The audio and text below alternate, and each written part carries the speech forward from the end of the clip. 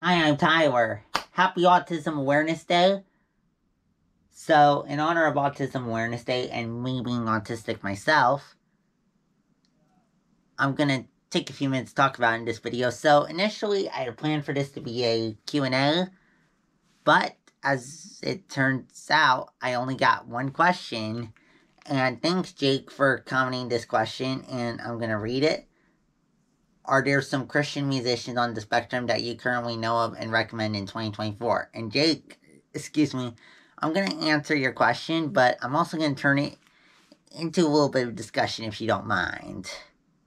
So, I would say there are two Christian musicians on the spectrum that I would say I know of.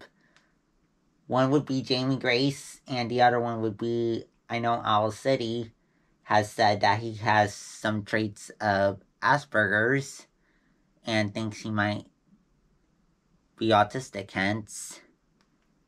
And while I would say that I do, don't get me wrong, I love Owl City, but I would say here that autism does require a diagnosis, I personally believe, but Owl City may very well have Asperger's, judging from what he has said. So for the sake of discussion, I'm going to count Owl City in this too. As for how I connect to their music, I would say, again, I like Owl City's music, but I don't think I connect in any particular way to his music in that sense, I would say. Jamie Grace, I would say, a little bit more, including with her latest album, Dreamers, which I reviewed. And I really connect with the theme of trusting in God's love for us in a world that doesn't always accept us because we're different, and relying on God to help us reflect that love to others. I would say I totally connect with that.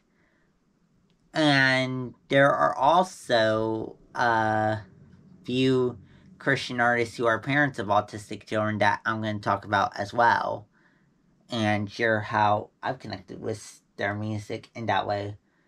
One would be Hee-Sun Lee, who released a few years back a song called The Missing Piece, which is one of my favorite releases I've ever reviewed on this channel. And I really, and in the second verse, Hee-Sun Lee speaks from the perspective of her autistic daughter and expresses some of the struggles that her daughter faces, including needing space sometimes and trying to be who she is in a world that makes it hard for her to be who she is, and also embracing the love of others when, her mom in this case, when things don't go right. Another artist that I would mention that I reviewed that has an autistic child is another artist that has an autistic child that I reviewed is Dylan Chase made a song about his autistic son called Every Piece Matters, and I really like the message of that, and I like the message of that song, that where Dylan talks about how he doesn't want to define his son by his disability, but rather by his son, and not be obsessed with if his son responds differently than other kids do. And the other artist I would mention as an example is Chris Llewellyn of Run Collective, has a son who is autistic, and Chris's solo album that came out last year, Honest, he wrote some of those lyrics based on his experience with that. Okay, so I'm gonna share a little bit of a personal story with how Chris's album impacted me. So let me give context for when I reviewed this album. So the two videos I released before the video featuring that album I recorded with COVID. First time I shared that on a video. I mean, obviously, if you know me personally, you know I had COVID during that time.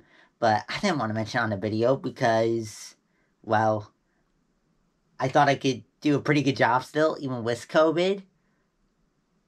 So I didn't want people judging my video's performance off of that. But anyhow, back to the story here.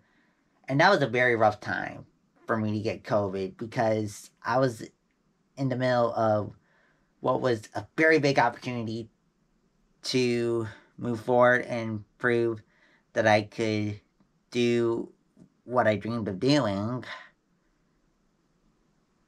And I'll be honest, I struggled with my faith a little bit during that time. I questioned, why God? Why did this happen? But Chris's album, and I would say this particularly relates to autism because I know as an autistic person I can struggle with anxiety a little more easily than some people. But that being said, Chris's album really encouraged me in the fact that, yes, even though I was struggling with my faith at that time, even though I was questioning why God, why COVID, in the middle of this big opportunity to advance my career, listening to Chris album reminded me that God is faithful and good and still worth trusting in, even if I was questioning him at that particular moment in life. Well, there you have it. I hope that answered your question, Jake. I'll see you on Friday for music reviews. Bye!